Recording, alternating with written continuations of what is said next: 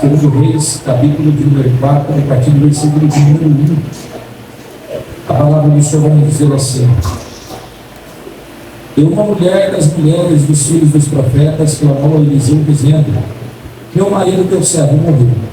E tu sabes que o teu servo temia ao Senhor, e veio mandou levar os meus 2 filhos para serem servos. E Eliseu lhe disse: O que hei de fazer? Declara-me o que tens em casa. E ela disse: Tua serva não tem nada, senão uma botija de azeite. Então disse-lhe: Vai, pede para ti vasos emprestados aos teus vizinhos, vasos vazios e não poucos. Então entra, fecha a porta sobre ti e sobre os teus filhos, e deita azeite em todos aqueles vasos, e põe a parte que estiver cheio. Partiu, pois, dele e fechou a porta sobre si, sobre seus filhos, e eles traziam os vasos, e ela os enchia. E sucedeu que, cheio de foram os vasos, disse ao seu filho: Traze-me mais um vaso. Porém, ele lhe disse: Não há mais vasos nenhum.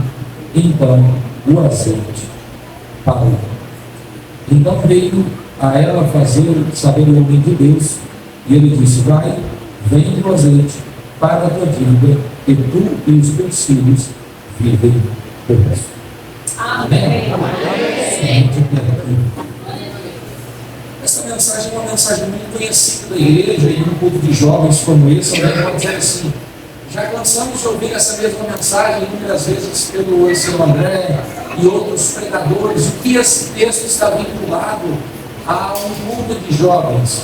Eu amo ao Senhor e a sua palavra, porque ela é nova todos os dias, né? Ela se renova, e se você ler esse texto 1 milhão de vezes, 1 milhão de vezes Deus vai falar com você de muitas formas e de muita graça ministrada ao nosso coração. Mas quando o Senhor me trouxe esse texto ao meu coração, nós vamos ver que essa mulher vai chegar ao profeta por causa de um acontecimento que teve na sua vida. Ela vai se deparar com uma perda, seu marido vai vir a falecer, e logo ela vai se deparar com uma situação muito difícil, porque agora ela está passando pelo momento do luto, e agora os credores vêm e batem na porta da sua casa, não respeitando o seu tempo de luto, não querendo saber o que se passa dentro da sua casa, o que levou ela a estar sofrendo. Então assim, eles não querem saber de receber aquilo que a família dela, que o marido dela devia. E quando isso acontece, isso traz um desespero para ela. Traz um desespero muito grande no seu coração, porque ela não quer perder os seus filhos, porque agora já tinha perdido o seu marido, já tinha sepultado seu esposo, e agora vai perder os seus filhos também por conta dessa dívida. Então ela logo vai procurar o profeta, dizendo: Olha, anunciando ele: O meu servo, o meu marido foi teu servo e servia ao Senhor. Ele trabalhava aqui, ele foi o seu aluno na escola dos profetas. Os meus filhos conhecem a mensagem de Deus, nós conhecemos a mensagem de Deus. Ele era teu servo aqui, servia nesse lugar, e agora meu marido é morto, teu servo morreu, e agora vem o credor querendo levar os meus 2 filhos. E ele faz a pergunta vez: Declara-me o que tens em casa. Fala para mim o que é que você tem. E aqui começa um agir de Deus. Porque preste atenção, Deus só vai trabalhar com aquilo que nós temos. A mensagem de Deus, ela vem trazendo uma verdade. Deus trabalha com aquilo que você tem. E aí eu pergunto para todos que estão aqui, até para os jovens: o que é que você tem para oferecer para o Senhor trabalhar na sua vida? Você pode olhar e vai dizer assim: mas eu não tenho nada, eu tenho pouca fé, eu tenho pouca força. Tá bom, para Deus isso já é o suficiente, porque Ele diz: eu pego pouco e faço transformar em muito. Eu levanto o que está caído e revigoro as forças daquele que já não tem mais nenhum vigor. E Ele diz: dito ao fraco, eu sou forte, e o meu poder se aperfeiçoa na sua fraqueza. Então, se for até fraqueza, apresenta para Deus, porque é matéria-prima para Ele trabalhar. Então nós precisamos entender isso. E ela vai olhar e vai dizer assim: tua serva não tem nada, a não ser um pouquinho de azeite. Então aquilo já foi o suficiente para o profeta liberar uma palavra na vida dela, e ela, debaixo dessa palavra, viveu o milagre. Só que todas as vezes, quando nós olhamos para essa mensagem, e isso saltou no meu espírito, no meu coração ali sentado, quando eu olhei para esse texto que o Senhor ministrou no meu coração, o Senhor disse assim: filho, muitas das vezes nas mensagens vocês focam no milagre do azeite, vocês focam no profeta, na mulher e no vaso. Só que preste atenção, se não fosse a obediência dos filhos, como o milagre poderia ser operado? Imagina se os filhos daquela mulher fossem rebeldes, e na hora que ela chegasse em casa e falasse assim: meu filho, vai lá buscar a vasilha. Eu não vou, mãe. Eu não vou obedecer a senhora. Eu não vou obedecer a sua palavra. Eu vou lá bater na porta do vizinho, passar vergonha. Vou não. E a mãe podia ficar desesperada, e até mesmo eles sofreriam por causa da sua rebeldia e por causa da sua obediência. Mas aqueles filhos entenderam que eles estavam ali para serem obedientes à sua mãe e ajudar ela naquele momento difícil. Então, quando a mãe chegou debaixo de uma palavra dentro de casa, crendo que o milagre aconteceria, ela disse: meus filhos, eu cheguei com uma palavra do profeta, ele mandou a gente ir atrás do vaso, então vai, bate na vizinhança, pede vasos para ele, ajuda a mãe, porque o milagre vai acontecer dentro da nossa casa. Então preste atenção, você que é jovem, você que é filho, a sua obediência gera um milagre dentro da sua casa e providência através da sua vida. Você se torna obediente e através da sua obediência Deus trabalha e opera através da sua vida. Então é o posicionamento de obediência, porque a gente foca: a mãe foi atrás, o profeta liberou a palavra, mas se os filhos fossem rebeldes, Deus não poderia operar o milagre. Então teve que ter o posicionamento dos filhos. Mas aí, pais, por que os filhos tomaram o posicionamento de buscar? Porque também tinham pais que eram segundo a palavra de Deus, um homem e mulher temente ao Senhor, que educaram os seus filhos no caminho que se deve andar. Então, quando tinha mal batendo na porta, não tinha filhos imaturos, não tinham filhos rebeldes, não, tinham filhos obedientes que entendiam que debaixo da palavra que Deus liberou, Deus operaria um milagre. Então eles obedeceriam a ordem de sua mãe. Então nós precisamos entender isso. Talvez os jovens hoje não querem obedecer, porque faz parte da rebelião do coração e da natureza caída do homem. Nós estamos constantemente em rebelião contra Deus. Essa é a natureza caída, rebelião contra Deus, desobediência. Mas todas as vezes que nós abrimos mão da natureza humana e se dedicamos à obediência de Deus, vivemos milagre na nossa vida, vivemos milagre na nossa história. Preste atenção, para os jovens aqui, quem é que gosta de estudar? Levanta a mão. E dos adultos também, quem gosta de estudar aí? Seja verdadeiro. Você gosta de ler, gosta de estudar? Levanta a mão aí, cadê? Jesus. Meia dúzia. Quem estuda vai alcançar lugar mais longe. Só que agora, como a grande multidão não gosta de estudar, vai a palavra. Eu também não gostava de estudar de jeito nenhum. Na escola eu era do fundão. Quem é do fundão aí? O Senhor vai te visitar. Fundão. Meu Deus. O boletim era só o sangue mesmo, né? Vermelho, só o puro sangue. Na hora que o boletim já estava dizendo: esse é só pela graça, é só pela misericórdia. Mas Deus operou um milagre na minha vida. Quando eu não gostava de estudar, sendo muito jovem ainda, Deus liberou uma palavra na minha vida dizendo que eu seria um pregador da sua palavra. Que eu seria um pastor e que ele ia mudar a minha história. Eu não acreditei quando eu ouvi. Mas conforme o tempo foi passando, Deus foi ministrando no meu coração. E um dia Deus usou, sabe quem? Um professor. Ele chegou em mim na sala de aula, estava para acabar a aula, André. Ele falou: todo mundo pode ir embora, mas o Gabriel ficou. Mas eu não fiz nada. Eu não paguei uma bolinha de papel. Hoje eu não dei isso na classe. Hoje eu não rabisquei as carteiras. Eu estou sossegado e justo hoje esse professor mirou em mim. Mas eu mal sabia que ele já era um encontro do governo de Deus. Todo mundo saiu, eu fiquei, eu disse: o que foi? O que aconteceu? O que eu fiz de errado agora? Eu disse: calma, por que você não gosta de estudar? Eu falei: eu não gosto de ler. Eu falei: não, você deixa eu te ensinar a ler? Eu digo: não, ler, eu sei ler. Eu falei: não, mas eu vou te ensinar a pegar gosto pela leitura. Falei, tá bom então, mas não, ele vai embora logo para sair daquele lugar. Ele abriu a bolsa dele, cantou um livrinho bem pequeno e me deu e disse: leia esse livro, na hora que você acabar, você vem falar comigo. E aí eu não esqueço, eu vou, para vocês verem como isso me marcou, eu vou contar para vocês. O livro contava a história de uma formiguinha que um floco de neve caiu na sua perna, no seu pezinho, e ela não conseguiu mais se mover. E ela olhou e, desesperada, sem saber o que fazer, ela olha para o sol e clama ao sol, dizendo: sol, você que é tão forte, derrete a neve e desprende o meu pé. Aí o sol olhou para ela e disse: mais forte do que eu é o muro que me tapa, faz sombra, eu não consigo te alcançar. Ela olha para o muro e diz: ó muro, você que é tão forte que tapa o sol e derrete a neve e desprende o meu pé. O muro olha para ela e responde assim: mais forte do que eu é o rato que me rói, faz um buraco em mim. Vem o rato, eu já vou encerrar, estou preocupado. Ela olha para o rato e diz: rato, você que é tão forte, que rói o muro, que tapa o sol, que derrete a neve, desprende o meu pezinho. O rato olha e diz: mais forte do que eu é o gato que me persegue.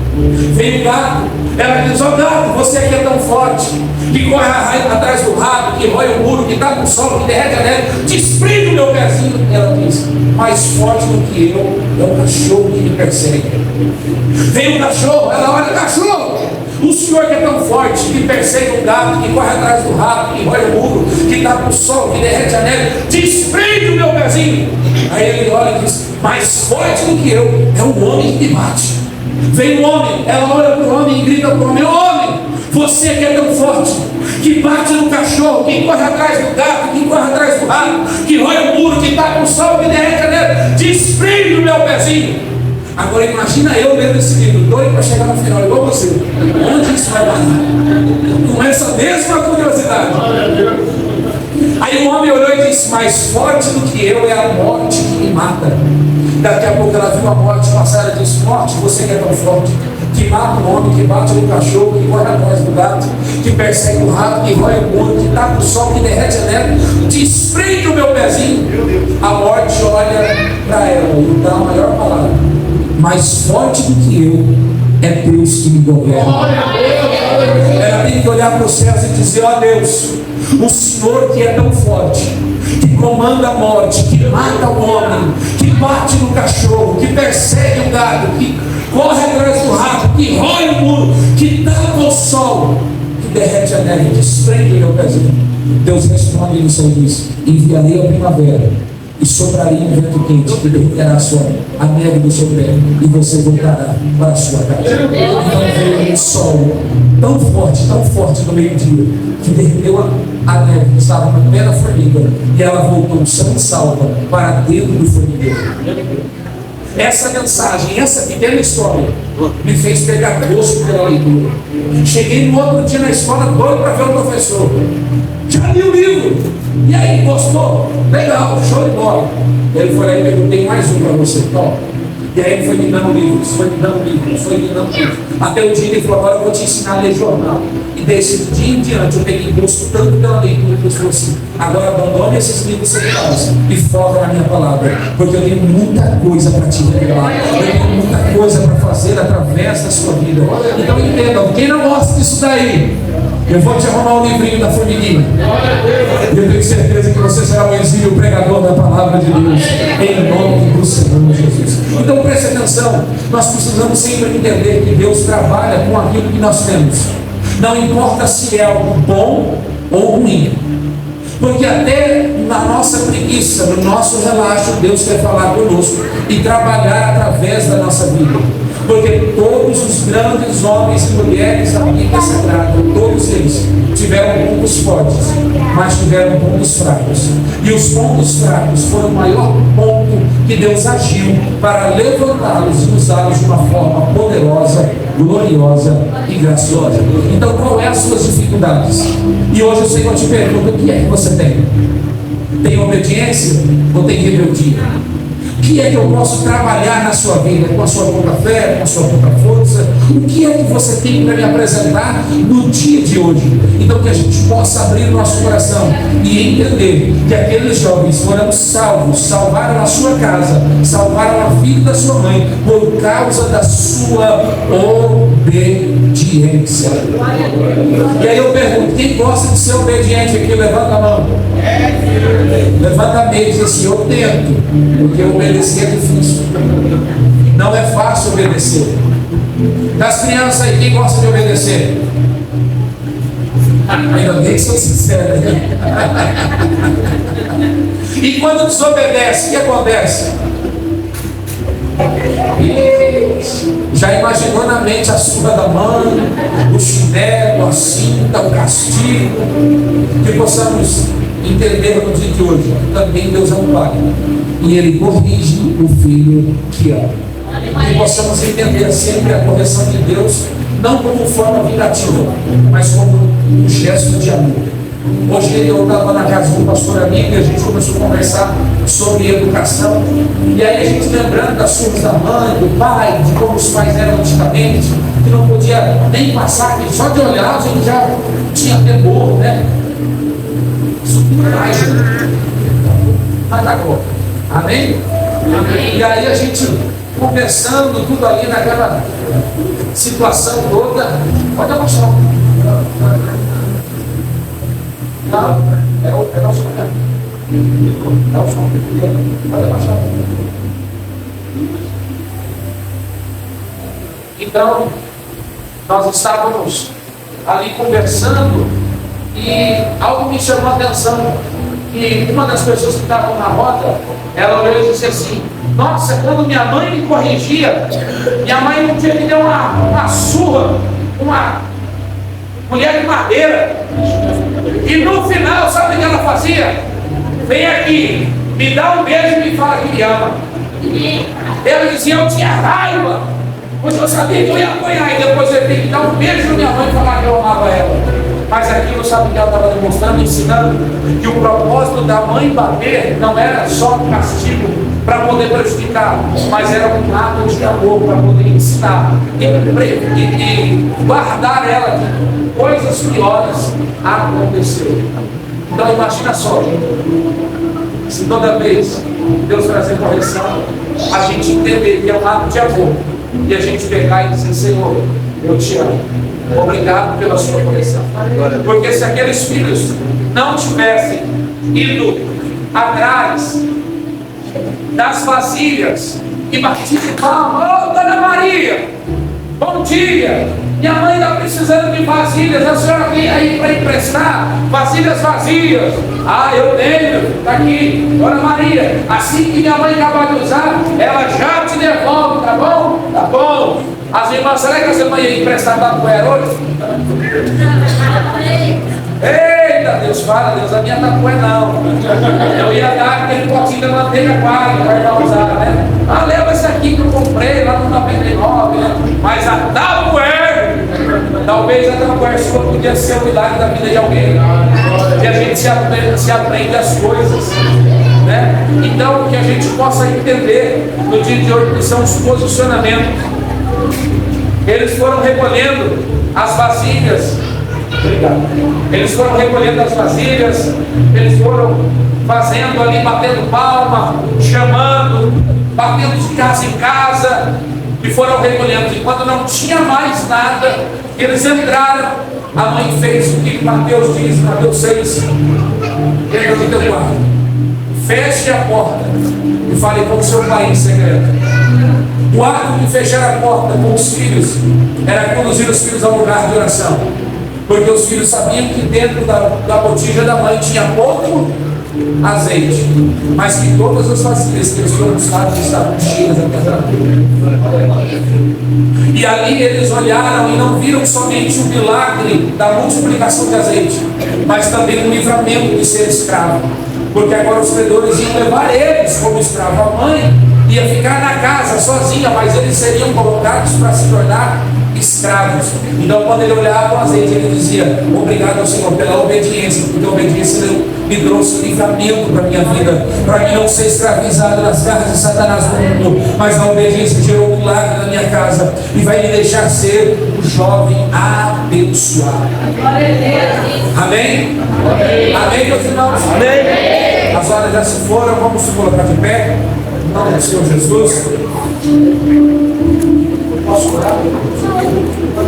nome de Jesus.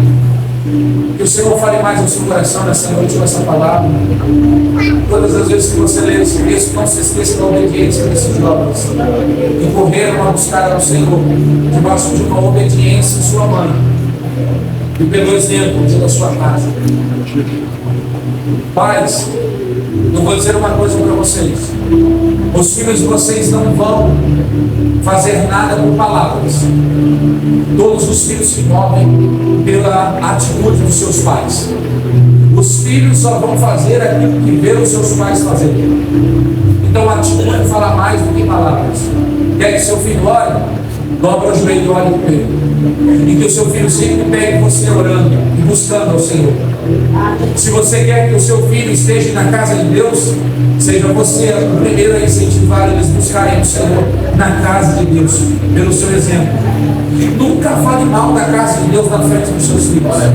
Nunca reclame da liderança da igreja na frente dos seus filhos, porque o seu exemplo vai mostrar para ele quais serão as atitudes que eles terão que ter. Mas que as atitudes que você tem na sua casa se tornem exemplos nas atitudes dos seus filhos, nas escolas, nas ruas, nas empresas, dentro da igreja, porque filhos caminham por atitudes. Então que a gente possa entender esse propósito. Pode ter certeza que os filhos daquela mulher, quando passaram o tempo, a história bíblica não relata mais sobre eles, mas de uma coisa eu tenho certeza: pela atitude, pelo exemplo de casa, se eles tiveram qualquer tipo de problema na sua vida, eles sabiam a quem buscar. Vamos atrás do profeta, porque a palavra que Deus liberar na boca dele, nós vamos ver milagres. Porque um dia a nossa mãe foi atrás de buscar a palavra, e ela voltou com a palavra e nos fez ver milagre na nossa vida e na nossa casa.